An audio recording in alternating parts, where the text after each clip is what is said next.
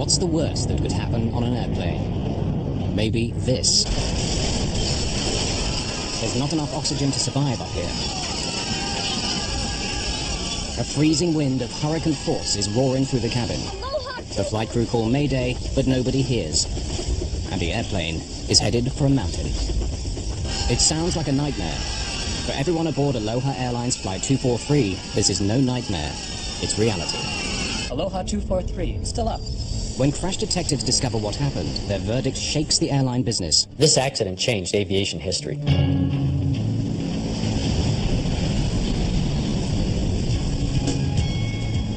Some people choose to trespass in that narrow space between life and death. It's a scary place to be. Surfers get there by chasing killer waves. Just occasionally, fate puts ordinary people, not just thrill seekers, into that same deadly zone, where life hangs by a thread. On the afternoon of April 28, 1988, it will happen in the sky over Hawaii.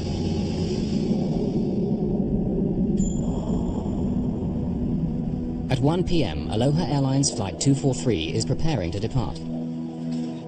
A Boeing 737 is on the tarmac at Hilo Airport on Hawaii's Big Island, the southernmost of the Hawaii chain. Flight 243 will be just a 35-minute hop to Honolulu on the island of Oahu. Serving the islands means that Aloha works its airplanes hard. They make short flights, but plenty of them. This airplane has been shuttling between the islands since early morning. It'll be its 9th flight today.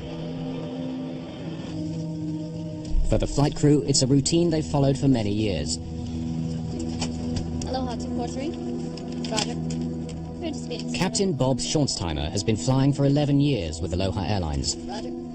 His first officer, Mimi Tompkins, is hoping for promotion to captain after almost 9 years with Aloha. Did you hear any more about, Each of the flight attendants has a long service record too, but none so long as Clarabelle Lansing, known to everyone as just CB. Well, Mr. Kiner, welcome. Always good to see you, CB. You fixed some good weather for us. I smooth all the way. You bet. She's been flying for 37 years, since before the days of the first jet airliner. Let me help you with this. Oh, yeah. CB is the boss in the cabin, first flight attendant. Michelle Honda, a 14-year veteran, is number 2. Jane Sato Tomita has served 19 years. This is one of the most experienced crews you'll find, in an airplane that's been crisscrossing Hawaii's islands safely for 19 years. Circuit breakers. It's made more than 89,000 flights. On this day, only one other 737 in the entire world beats that record. checked?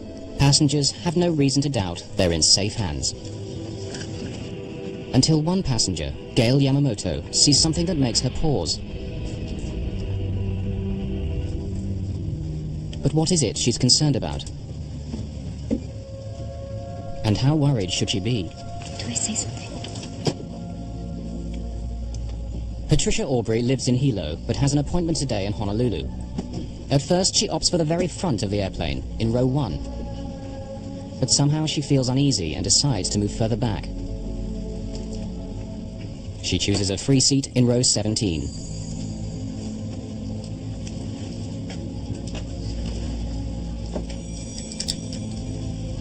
At 1:25, Flight 243 is ready for takeoff.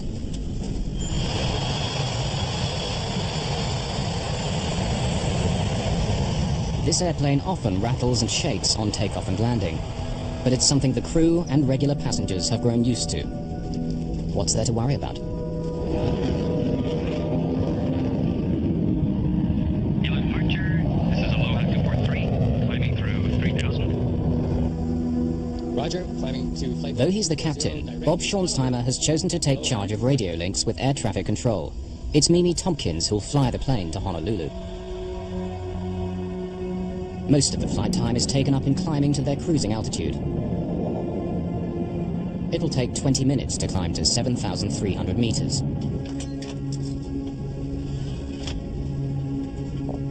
For many passengers, soaring high over the Pacific is all part of the daily routine.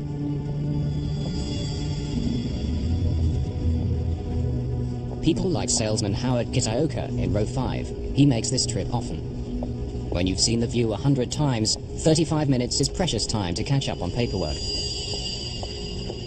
The flight's so short that the attendants serve drinks while they're still climbing. They can move around, but the passengers are still strapped in. It's 1:45. 20 minutes into the flight, the aircraft is at cruising height. Honolulu Center, Aloha 243, leveling off at 240. The crew relax. See, where's that National Weather Service weather station out here? Is that in the old tower? In perfect flying weather, everything is following the familiar pattern. Do they?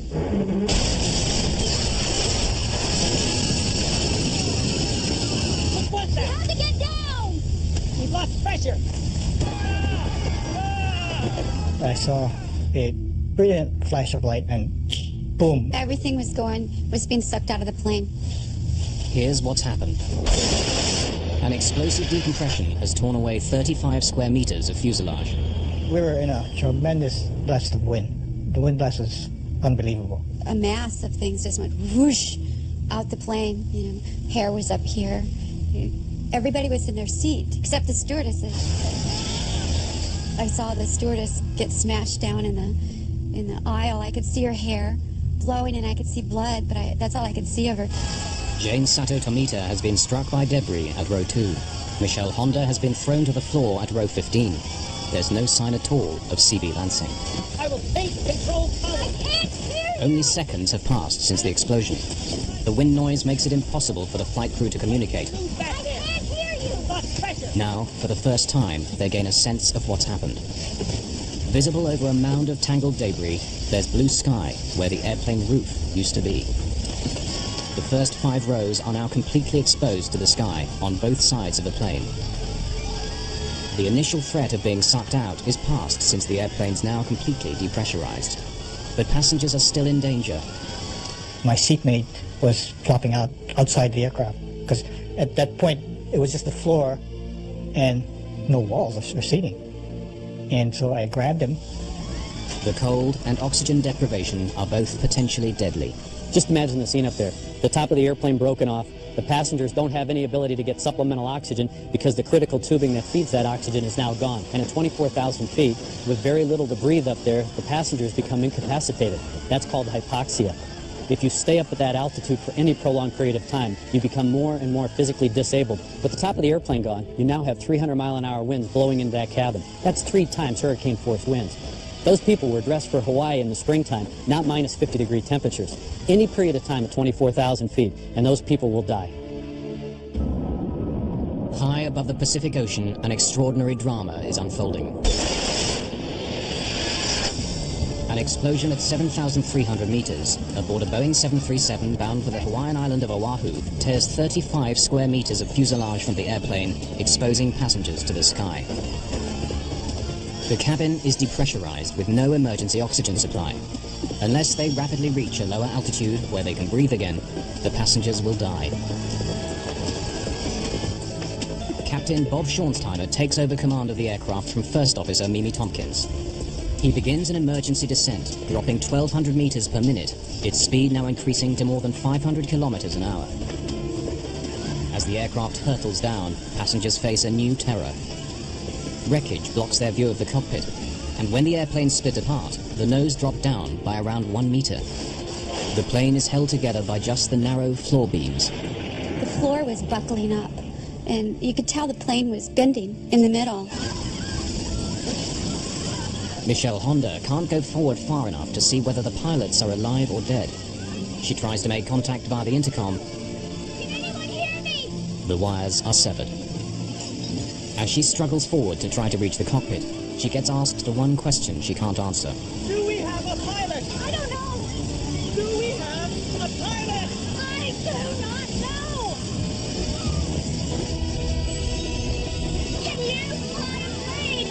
The terror of those on board can only be imagined as she asks the one question no airplane passenger wants to hear. Can you fly a plane? Michelle Honda was coming up and cupping her hands and yelling in everyone's ear individually, "Can you fly a plane?" I was like, "What?"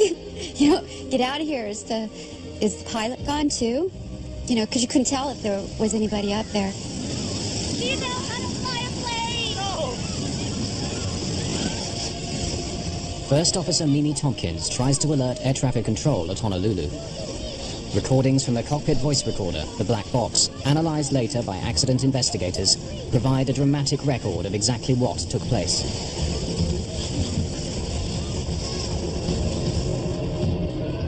The nearest place where they can try to land is the island of Maui. Kahului Airport lies between two volcanic mountains. Between them and safety lies a 3,000-meter high summit. To fly from the location of the explosion to the safety of Kahului Airport, the pilot needs to carefully maneuver, avoiding this high ground. Can the fragile aircraft survive the stresses of turning, or, if they ever reach the airport, of landing? And how can those on board survive? Jane Sato Tomita is barely conscious. Howard Kitaoka clutches her hand. The only faint sign of life is once when Jane squeezes back. I'm not exactly sure if she was conscious, but I did manage to squeeze her hand, and she responded by squeezing my hand, and we just held hands. The simple squeeze of the hand at a time like that is very, very emotional. Aloha 243, do you read me? Mimi Tompkins is not getting through to Honolulu Air Traffic Control, so she switches to the frequency for the tower at Maui's Kahului Airport. Maui Tower, Aloha 243. Maui Tower, Aloha 243. Aircraft calling tower, say again. Aloha 243. Inbound set. At 1:48, 3 minutes after the explosion, the crew make their first voice contact with the ground. Pressurized. Declaring an emergency. Aloha 243, say your position. Forgiveness. To the east of Makita Point. Sending out of 11,000. Request clearance into Maui for landing. Request the emergency equipment. Airport fire station? We have an Aloha 737 5 minutes out. Approximately 20 miles. Cleared to runway 02. Decompression problems. Pilot is declaring an emergency. Thank you, Molitor. In the station. Attention in the station. We have identified emergency. We have a 737, 5 minutes out, 20 miles. Runway 2. Souls on board, fuel on board is unknown. It has decompression problems at this time. Runway 2, runway 2.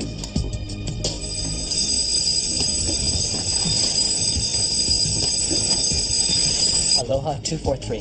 Okay, the equipment is on the field. It's on the way. At 3,000 meters, flying west of the mountain, the pilot slows the aircraft and as gently as possible begins the right-hand turn towards Kahului. Passengers sense that someone must be in control of the aircraft. I've had some training as a pilot, and we were wings level. It wasn't in a dive or roll, it was wings level. At that moment, I thought, we have a chance. Meanwhile, those on the ground are unsure about what kind of crisis they're facing. It's a small airport. An airliner in trouble will test the fire crew's experience. For the air controller, it's hard to hear the airplane at all. Just to verify again, you're breaking up. Your call sign is 243. Is that correct? Or 244. Aloha 243. Aloha 243.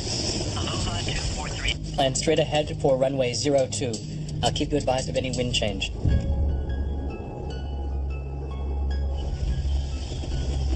Four minutes after the explosion. At this lower altitude, they're able to remove their oxygen masks. With their speed having dropped to a little over 380 kilometers an hour, the wind noise decreases just enough for them to hear one another. You want me to call for anything else? No. Aloha 243. Looks like we've lost a door. We have a hole in the left side of the aircraft. But the tower can't hear this new information. They've lost contact with the aircraft. Their transmissions aren't being picked up. Aloha 243. You still up? Is this a radio malfunction or something worse? Aloha 243. Hearing nothing from the stricken aircraft, the controller fears the worst. Aloha 243. Aloha 243. You still up? Aloha 243. If you're still here, please. Affirmative. Aloha 243. Roger. I got your ident straight away. Cleared to land. Wind 040 at 20 knots. Communication is restored, but the crew's ordeal is far from over. Cabin, do you hear? Now Mimi Tompkins tries to contact the cabin by intercom. but there's no response. Well, the crew doesn't really know what's going on behind them. The airplane is still flying. The captain now has to maintain his focus on flying that airplane, but he doesn't know what real damage exists behind him. Tell him we'll need assistance to evacuate. Right. Maui Tower, Aloha 243. Can you hear me on tower frequency? Aloha 243, I hear you loud and clear. Go ahead. We're going to need assistance. We can't communicate with the flight attendants. We'll need assistance with the passengers when we land. Okay, you're going to need an ambulance. Is that correct? Affirmative. During the descent, passengers experience moments of pure terror. The plane kept vibrating and shaking, and the luggage racks were falling in, and there was electrical wires flying around zapping, and pretty much pandemonium, but it looked like the plane was ripping in half. And suddenly, there's a new problem for the flight crew to handle. Feels like manual reversion. What? The flight controls feel like manual reversion. It feels to the pilot as though hydraulic systems, like power steering in an automobile, have now failed. The airframe is under great stress. They need to land as soon as possible. Can we maintain altitude, okay? There are so many thoughts that go through your head. Like one of my thoughts was, man, don't put this thing in the water. I mean, you have people around you are hurt, unconscious. I didn't want to have to say, well, I'm going to try to save this guy first and that guy first, and don't put it on the water. The crew fear that critical wiring and control cables may have been severed. Have any of the airplane's vital parts been damaged? Let's try flying with the gear down. All right, you got it. There are lights to indicate whether or not the landing gear has safely deployed. The main undercarriage has extended as normal, but the light showing that the nose wheel has extended doesn't come on. The last thing the pilot wanted to see, especially with his airplane in the condition it was in, was that he didn't have a nose gear, because when the nose touched down on the runway, it would have broken the airplane apart, therefore breaking probably the fuel tanks apart, which could lead to a very dramatic fire and explosion. A second attempt to extend the landing gear. The nose gear light is still out, but the radio link is so bad, the tower is still trying to assimilate the crisis. Aloha 243. Just to verify, you do need an ambulance. Is that correct? I still don't understand. Affirmative. Roger, how many do you think are injured? We have no idea. We can't communicate with the flight attendants. Okay, we'll have the ambulance on the way. There's a possibility that we won't have a nose gear. Now Bob Schornsteimer has to make a critical decision. Should he wait for confirmation that the undercarriage is down, or land anyway? The textbook in this case would tell the pilots to overfly the airfield so that the air traffic controllers can look at the landing gear and give them a report whether it's up or down. The pilots would then have to maneuver the airplane all the way around the airfield, come in for an approach, and land. But with an airplane which might break apart at any moment, that's out of the question. Tell them we've got problems. But we're going to land anyway, even without a nose gear. But they should be aware that we don't have a nose gear indication down. Aloha 243. Wind now 050. The emergency equipment is in place. Okay, be advised. We have no nose gear. We are landing with no nose gear. Okay, if you need any other Distance advised. We'll need all the equipment you've got. Maui is not an ideal place to head for with the damaged airplane. The island's exposed north shore lies directly in the path of the trade winds. I've done that landing a lot of times, and that particular approach corridor is very windy because of the mountain on one side and mountain on the other. So it's a very bumpy approach. But that's basically all we had. Any kind of in-flight turbulence, that would have put great stresses on the front end of the airplane. And there's a high probability that the cockpit would have separated from the rest of the fuselage. Catastrophic loss of the airplane and a loss of life. With the airfield now in sight, Bob Schornsteimer has more critical decisions to make. He begins to slow the aircraft for landing. Let's try flaps 15. An airplane's flaps are sliding panels at the back of the wings. To increase lift at low speeds, they need to be extended during takeoff and landing. Is it easier to control with the flaps up? Yeah. Put them back to 5. Can you give me a V speed for a flap 5 landing? No two aircraft landings are the same. Pilots have to factor in many things: the wind speed and direction, passenger and fuel load, and the length of the runway before them. want the flaps right now as we land? What? You want the flaps right down as we land? Yeah. But after we touch down. Okay. A complicated formula provides the VREF, indicating the safe landing speed. Even in a crisis like this, pilots have to reach for the manual. Extending the flaps fully will help act as a brake once they touch down, but to do it earlier could stress the airframe to breaking point. What you have to remember is that the pilots weren't trained to handle a situation like this. With the top of their airplane missing, they became test pilots. The aerodynamic effects of the airplane were drastically different than they were used to. They really had to fly by the seat of their pants. Aloha 243, wind now 050. VREF 40 plus 30, flap 1 through flap 15. 120.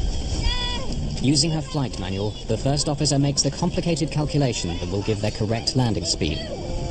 Right. The safe speed for landing, taking into account the length of Kahalui's runway 2, is calculated to be 152 knots, 282 kilometers an hour.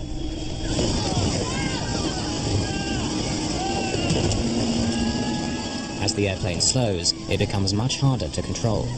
And so the pilot has to make another crucial call.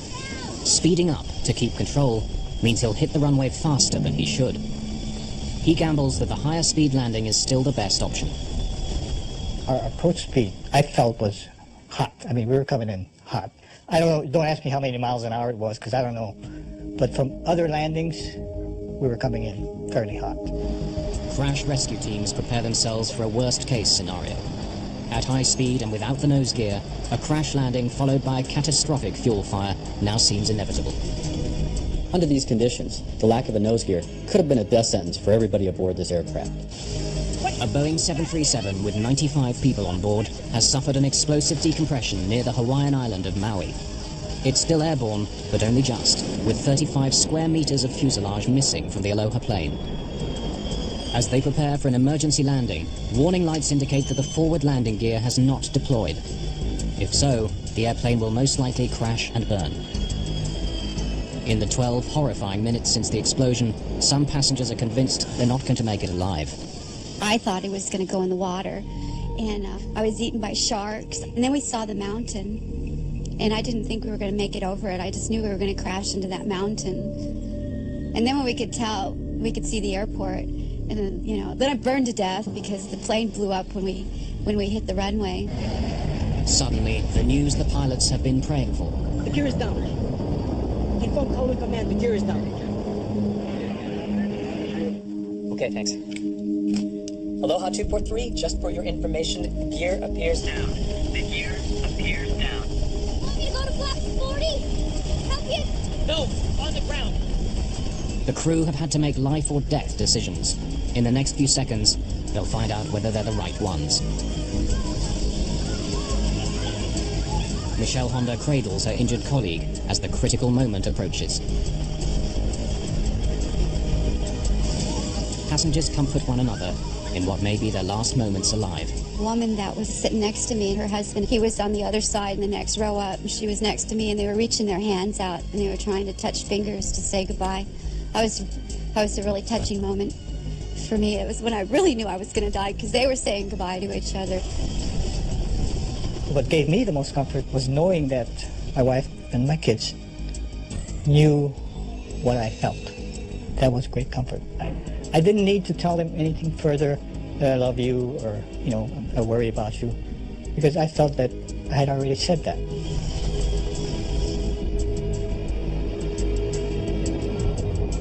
Though the forward undercarriage has extended, the crew still can't be certain whether it is locked in place or whether it'll collapse on landing. If it doesn't hold firm, 40,000 kilos of airplane traveling at close to 320 kilometers an hour will smash nose down onto the tarmac.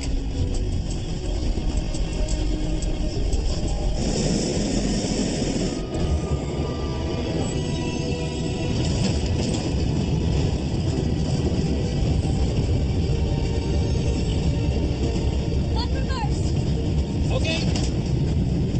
Cross reverser.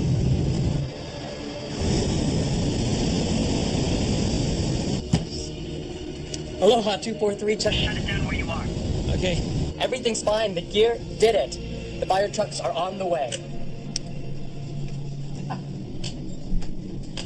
Okay, shut it down.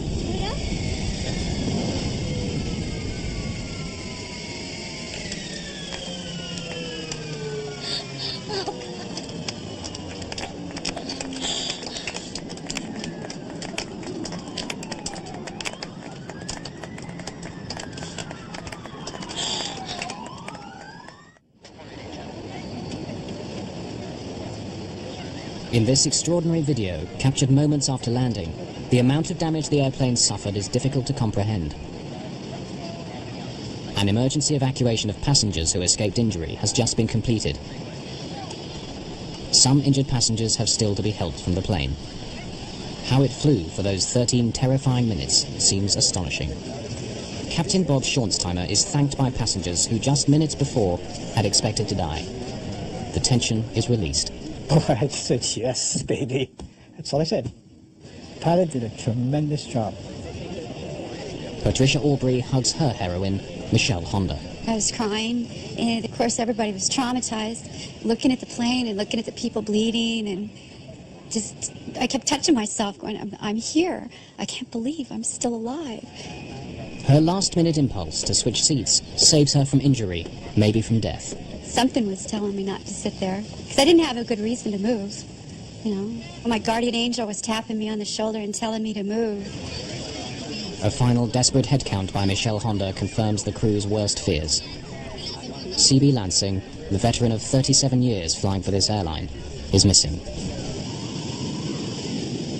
A sea search begins in the area of ocean where the explosion took place. Neither body nor wreckage are found. Jane Sato Tomita has started to recover.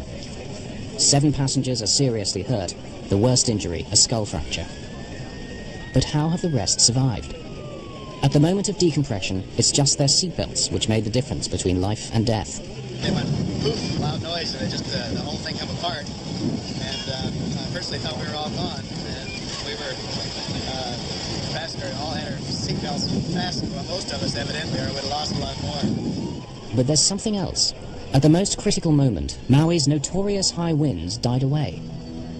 I was amazed to see front of the fuselage missing. What was so funny about the whole thing is that when it came in, it had no wind. I mean, I believe if you did have that wind, the aircraft wouldn't have made it. It would have split into 2 pieces. And it's a miracle. It's very much a miracle. This is one of the most remarkable flying events in history. No airplane has ever landed with this amount of damage. The only thing that was holding the forward section cockpit to the rest of the fuselage were the floor beams. Basically, they were hanging by a thread. From a close study of the fuselage, crash investigators tried to determine how the airplane structure remained in one piece. The critical factor proves to be the precise location of the explosion. The thing that saved them was that because the damage was across the top of the airplane, as the nose tried to bend down, these members through here are in tension, and it kept them in line, it kept them straight. So even though it was almost ready to break off, the structure was still strong enough here to keep it together. If this damage had been along the bottom, and the nose is trying to bend down this way, the structure would have been, this similar structure would have been in compression, and it would have buckled, and the nose would have certainly come off. So it's fortunate that the damage was across the top. How does the roof of a jet airliner simply blow away? The U.S. National Transportation Safety Board, NTSB, is tasked with discovering what happened. Investigators pull the airplane's records, something like an automobile service history, and suspicion falls right away on the airplane itself. The best evidence for what happened, the missing fuselage section, is now lying at the bottom of the Pacific Ocean. But by carefully piecing together the clues they do have, investigators hope to solve one of the most spectacular accidents of all time. In the 38 years since its launch in 1967, more than 5,000 737s were sold. Somewhere in the world, a 737 takes off every 5 seconds. The accident airplane was number 152 off the production line, delivered in May 1969. The airplane was designed for a 20-year service life and 75,000 flights. This one had exceeded that number, though many were of short duration. Its fuselage was under constant stress because of pressurization.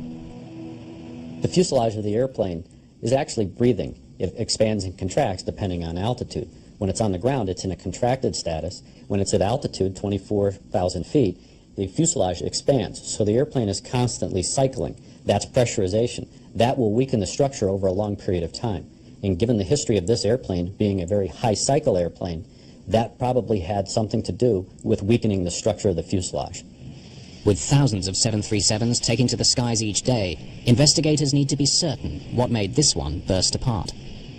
An Aloha Airlines Boeing 737 bursts apart in mid-air over Hawaii. After 13 extraordinary minutes in the air, it makes an emergency landing on the island of Maui. Investigators need to discover what caused this spectacular incident. In Washington, D.C., Jim Wildey is one of the NTSB team who worked the case. His expertise as a metallurgist proves crucial. I got a call about 2 in the morning, in the middle of the night, from my boss, and there had been an accident in Hawaii. They were putting the team together, and I hopped on a plane and went to Hawaii. He takes samples from the remaining fuselage, and back in the lab discovers something barely visible to the naked eye. Hairline cracks like this, beside the holes where rivets had been. Figuring out how those cracks came to be there means going back to basics, to the way the Boeing 737 was put together. Airplanes are built from many separate panels. Where they overlap, they're bonded together by a powerful adhesive known as epoxy. Rivets hold the panels tight together while the epoxy sets hard. On the Aloha airplane, there's telltale discoloration inside the overlapping joints. Here is the vital clue. You can see now where the dark material is the epoxy that was used to bond the 2 layers of the lap joint together. The white material you see here is corrosion damage of the aluminum fuselage skin. So the original intent was the stress of trying to pull one skin away from the other skin piece. The stresses would go through the bonding and not through the rivets.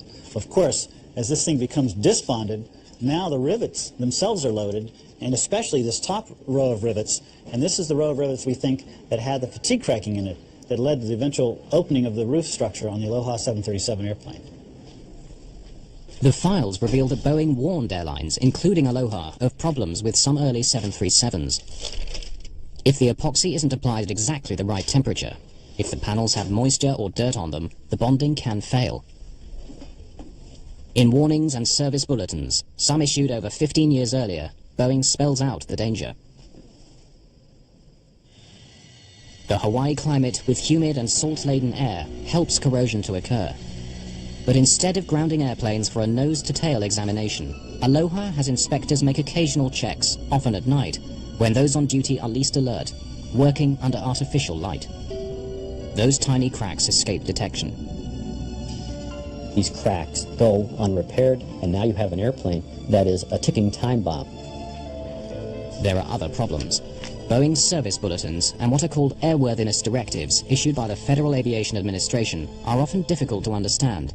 Airworthiness directives are very complex and read like a legal document. Aloha needed to have someone who could read that document and interpret it into plain English for the mechanics, the wrench turners. That never happened. An airplane that has been worked so hard, serviced by mechanics who don't fully understand the briefings, is a recipe for disaster. Investigators now believe they know why the airplane burst open, but they don't yet know how. I was flying back from Hawaii to Los Angeles, and while I was in the air, I got a message that that we needed to interview this passenger who had apparently seen a crack as she was getting on the accident flight. You saw something as you got on this airplane, which you pointed out to your roommate. Cynthia Johnson. Yeah, Cynthia. Talk me through it. What did you see? What I saw was, to the right of the door, where the paint was white, well, it was a crack. It was like, not a hole exactly, but the metal on top had come away from the metal below. I was going to tell the flight attendant, but they were busy and we had to take our seats. Oh, yeah, I mean, you figured they know what they're doing. It's their airplane. I didn't want to make a fuss or anything. No, absolutely. The witness saw cracking in this area, and we found fatigue cracking back in here. So this is the line where the fatigue cracking joined up. One piece came down this way and folded off, and the other piece went across the top and came off to the right side. But something still doesn't make sense. Boeing designed the 737 and other of its aircraft so that this should never happen. Every 10 inches along the airplane are what are called tear straps inside the fuselage to strengthen it. If a tear begins, it should only reach the next strap before shooting off at a 90-degree angle. Though there's a hole in the aircraft, it acts like a safety valve. The purpose of the tear strip is to confine any kind of rip or tear in the fuselage skin to a 10-inch square, basically. If you allow it to propagate beyond this 10-inch square, you could then compromise larger sections of the fuselage and cause a blowout. The 10-inch square allows a controlled decompression and confines any structural damage to a very small area. So why has the safety valve failed here? The NTSB believe there were so many cracks in the fuselage that they simply joined together, running right through the tear straps. The Aloha airplane was kind of unique in a couple of ways. The way it was operated was with very short flights, so you had large numbers of these pressurization cycles, and stress was going on and off on these rivet locations. And secondly, with the disbonding, all this stress is now going through the rivets, and that led to the linking up of these cracks and then the roof coming off the airplane. But is that the final answer on what happened to Flight 243? A new theory claims to shed fresh light on those dramatic events.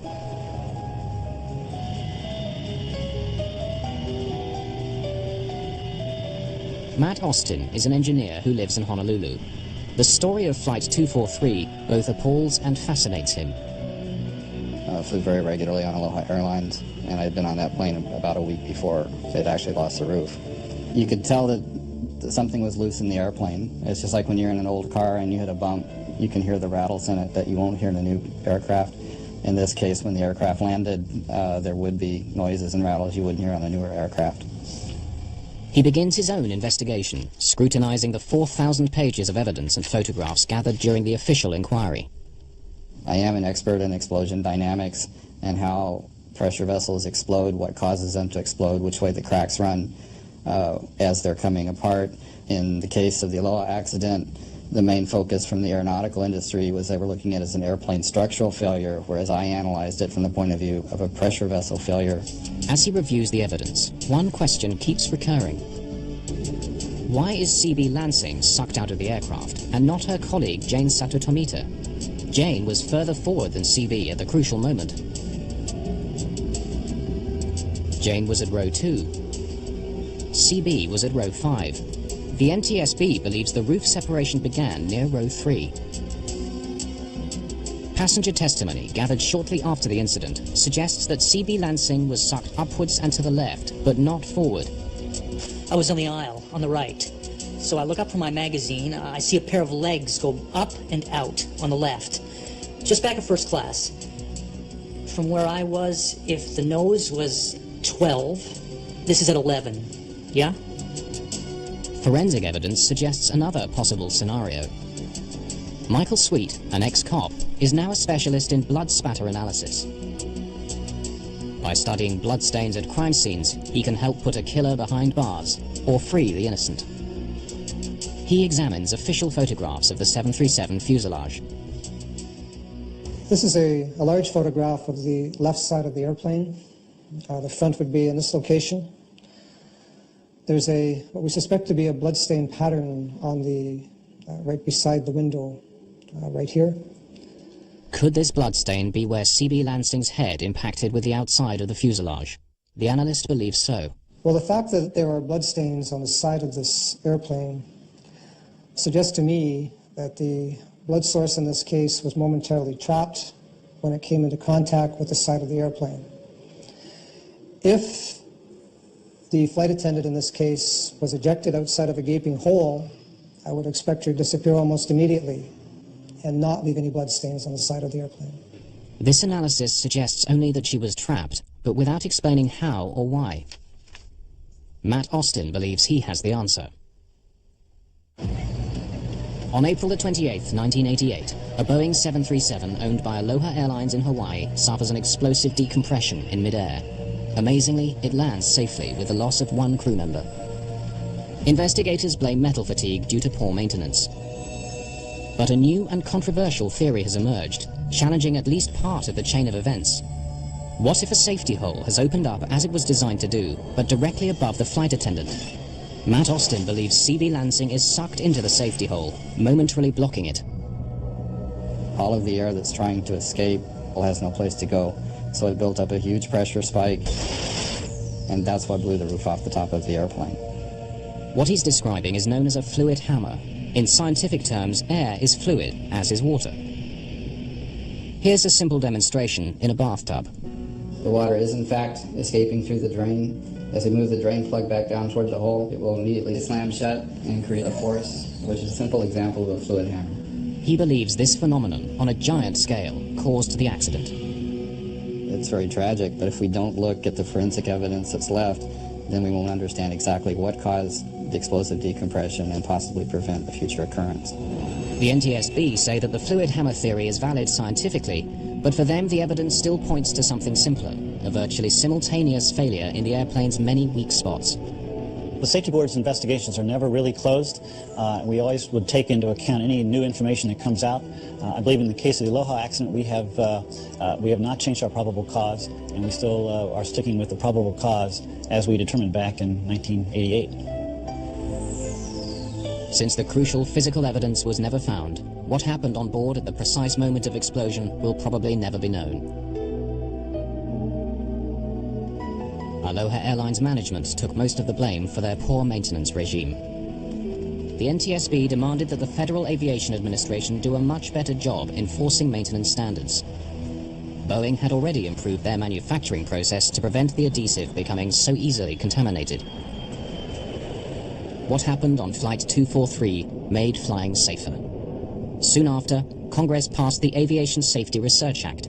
This accident had a very profound effect on the aviation industry and the way we look at aging airplanes, old aircraft. We changed the way we monitor how they age, the way we inspect them, and of course now how we manufacture them. We use different processes. This was a very critical accident for aviation history. Those 13 terrifying minutes also left their impact on the survivors of Flight 243. I had to go through a healing process. I took fear flying classes, and the old saying of you fall off a horse and you get back on it is very accurate, but it's a lot tougher to actually do it.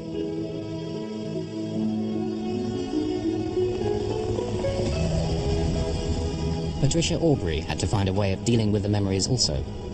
Her way was to revisit the same piece of airspace where the terror unfolded. I'd go flying with my psychologist. You go through what they call desensitization, where you confront your fear and you just do it so many times that you can do it without having a bad reaction. Before that happened, if something bad happened to me, I'd go, I hate life. But I don't hate life. I can deal with it. Bring it on. I'll take care of it. I'd much rather be alive.